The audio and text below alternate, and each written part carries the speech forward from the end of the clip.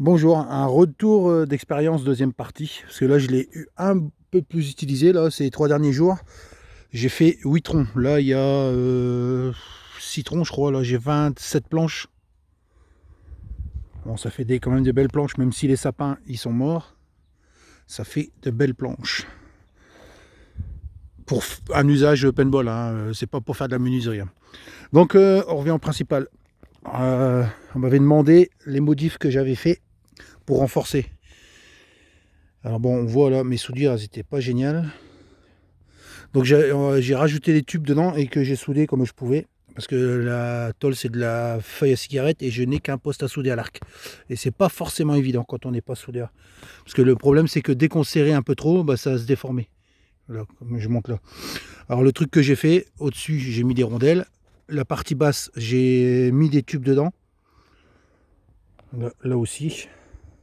Et là, ce qu'on n'a pas encore compris, il manque un petit morceau qui m'est arrivé aujourd'hui là sur les 4 dernières planches que j'ai fait. J'ai le guide là, celui d'en dessous, bah, qui s'est dessoudé. Hein. En même temps, hein, il y a une petite soudure là, une petite soudure là. Ça n'a pas fait long feu. Donc voilà, voilà. Donc les principales modifs que j'ai fait, les tubes. Après, j'ai quand même mis pas mal d'écrous nil stop pour éviter que ça se desserre.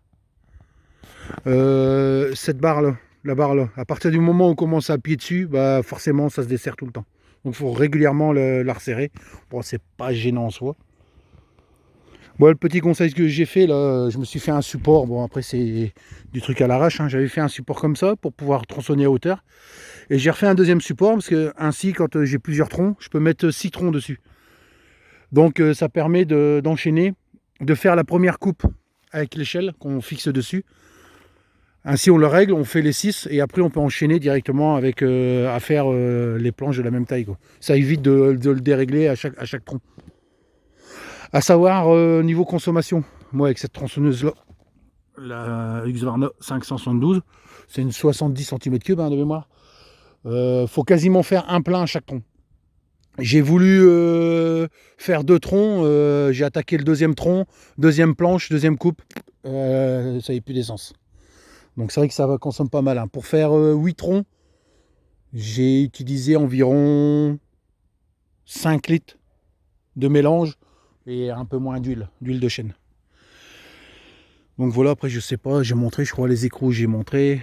Là surtout le nil stop sur la partie plexi avec une petite rondelle et ça se dessert plus parce que ça on peut pas les serrer trop fort et avec des écrous non nil stop ça se dessert tout le temps.